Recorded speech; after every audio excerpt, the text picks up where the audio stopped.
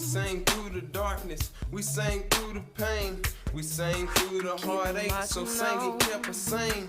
Songs of all culture, they helped us come together. National language of love, so music is forever. As we march on, the victory is won. We still have a way to go, but yes, we still begun. Let's make a joyful noise, and let's all sing. We came a long way, so let freedom ring. The whole world sing in perfect harmony.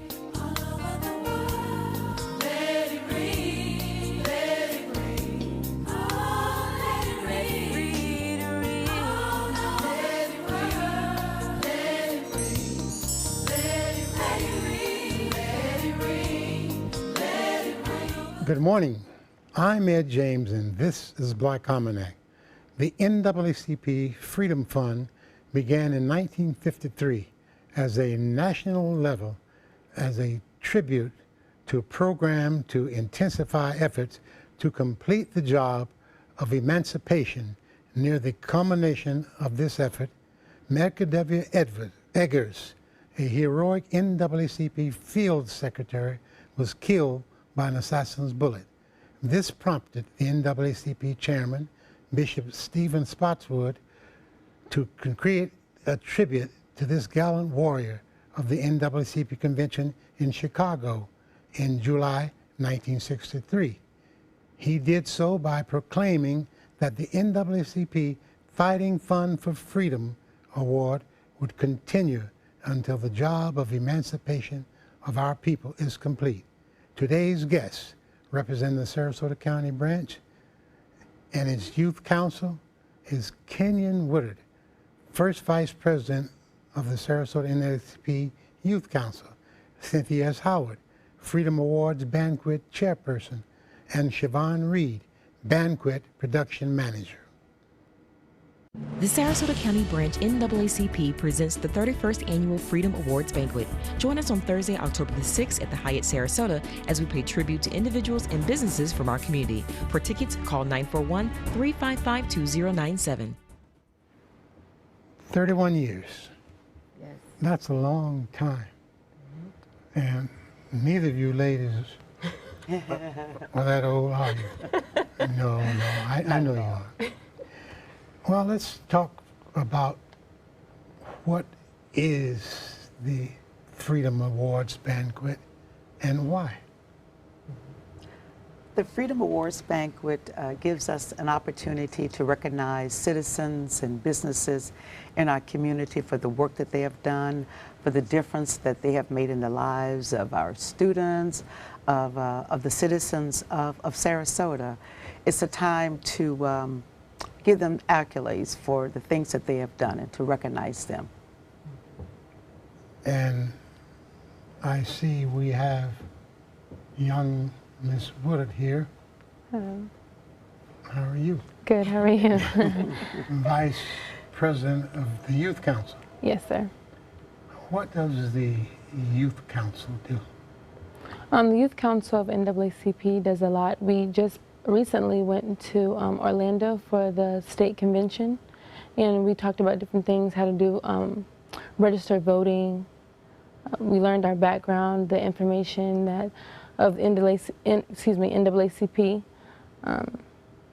We talked on voting also, of like Trump and Hillary Clinton and who to vote for. Really, basically, our whole convention for the youth was basically about voting and getting out and doing registration.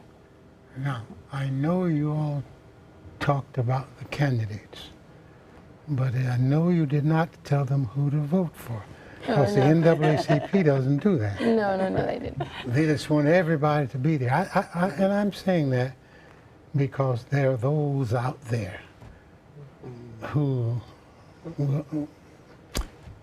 but now I can say that. You can say that. But you can't say that. That registering to vote, empowering young folk, has always been a part of the NAACP. Mm-hmm. That's right. You know, in the NAACP, that phrase, "the youth shall lead us," really is real. Yes.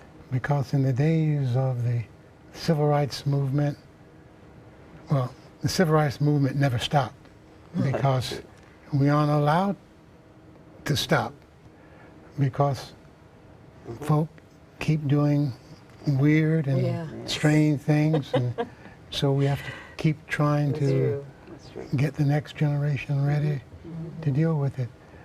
But in those days, in the early days, it was always the youth who were out on the front lines. And how, as the vice president, how do you recruit others to come in and join the council?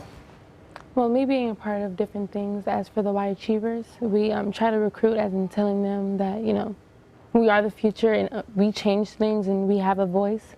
So we just go out and let them know that we need spots, we need people, we need change, and they're the way to help us. Like, we need youth, we need like the youth of our community to really help us to change different things in our community and so forth.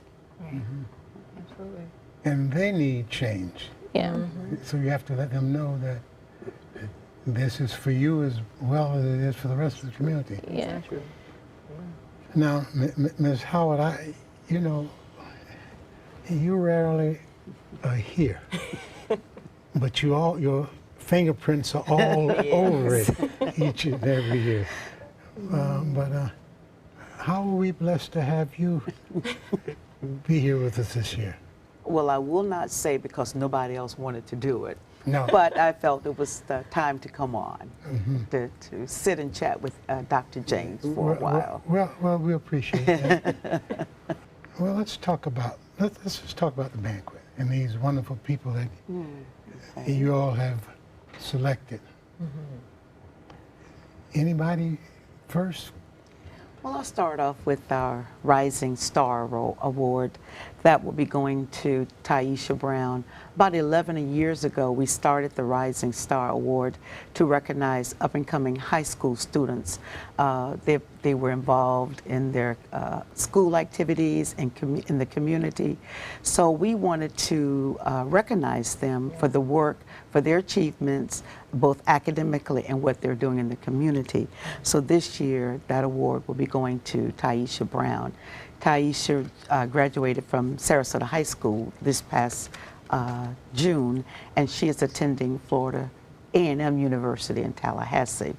Taisha has a story to tell. She was homeless. She went through the foster care system, but she continued to keep a positive attitude. She graduated from high school. She was very active with Girls Incorporated and was the 2016 National Girls Incorporated honoree and was the recipient of a $20,000 scholarship. So she went from not having a place to stay, and she's really able to realize her dreams. What year is she at FAMU? This is her first year. First year. She's in her first year. And I hope you're all going to keep your hands on Yes, her. we will. Yes, we will. Yes. And let's talk about someone else. Well, I'm excited to talk about a nonprofit organization called Children's Healthy Pantry. They're going to be one of the President's Award recipients this year, and this organization is truly doing some incredible things. They were established in 2010, and basically their goal is to provide healthy foods, and not just provide, but to teach kids about healthy foods in the school district. They currently serve about 6,000 kids who don't have access to food, who are at home or they're starving, and the founder, her name is Susan, and Susan Morin shares her story of what triggered her passion to start Children's Healthy Family. And she was mentoring a young lady who she noticed was, not comprehending. She was tired, falling asleep. And when she did further investigation, she realized the girl was just hungry. She hadn't eaten since the previous day at school. And so from there, the passion to start something, triggered inside of her, and she contacted Booker middle school, and that's where the first healthy pantry started, right there in the community. And now they serve 10 schools, providing, you know, again, serving 6,000, over 6,000. So this Hungry Children's Pantry Yeah. is beyond the school. It's helping families after school, before school, and Exactly, and it's, you know, it's supported by, you know, volunteers and people who donate their time and grants and resources. So, you know, when you talk about an organization that's passionate about, you know, youth who can't focus in class because they're hungry, you know, this is an organization that truly should be recognized, and we're happy to do so. so I think at this point we want to talk about the date and time. The banquet will be Thursday, October 6th at the Sarasota Hyatt Regency, beginning at 6:30 p.m. The doors will open at 6:15 with the reception, and then the program will start at 6:30. Where would one call if they're interested in getting tickets for the event? If you're interested in tickets, you can call the office at 941-355-2097, or you can email us at sarasotaNAACP@msn.com. Okay. So now I know there's someone who's going to be moved today after watching this program and hearing about these great honorees, and they're probably going to hear about someone that they know, and they want to be, and I would want to be there to be in the audience when my friend, my teacher, my neighbor, member of my church or whatever is being honored. So let's talk some more about the honorees.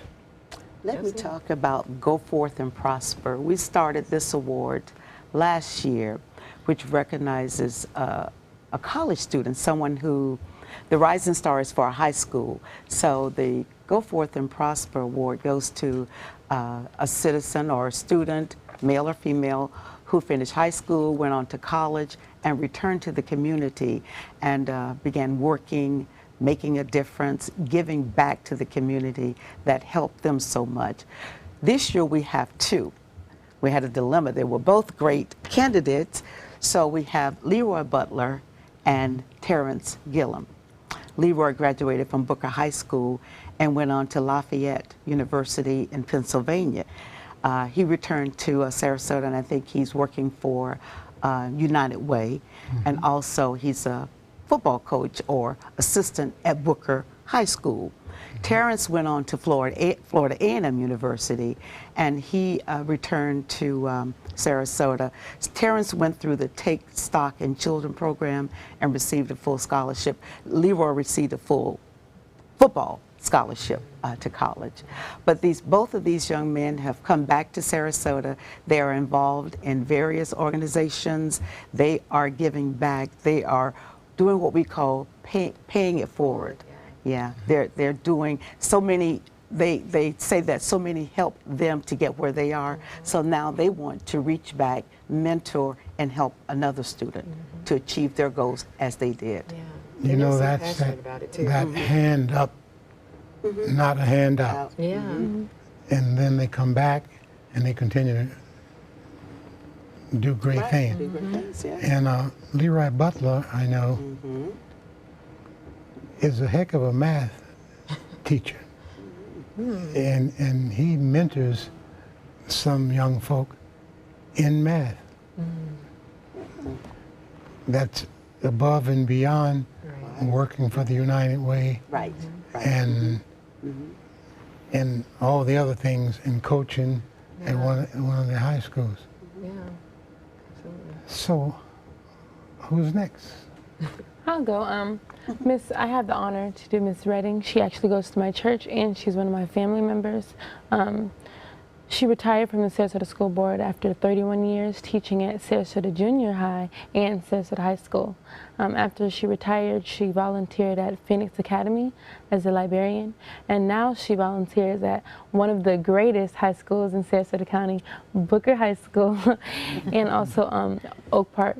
She also did the Relay of Life. She was very active in that also. And in my church, which I don't think I say that, but she goes to my church, she does our bulletins every Sunday, and they are beautiful. And she also does special programs. So if you have like a Women's Day, she does programs for that also, and they're beautiful.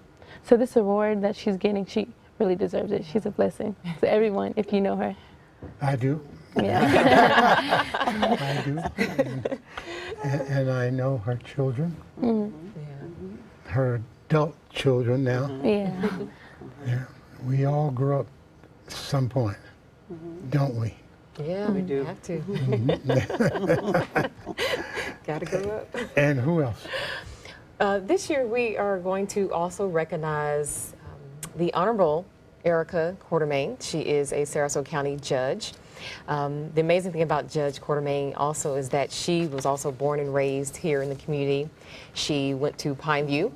She went off to Stetson University, also did studies at the University of Miami School of Law, and coming back here, she was appointed in 2013 as a court-appointed judge. And she was also influential in establishing the Comprehensive Treatment Court program. This is powerful because this is a structure that's in place for, you know, the low-level criminals who struggle with mental issues. Instead of them just repeating back into the system over and over again, they're getting the resources that they need to help with their mental condition instead of always being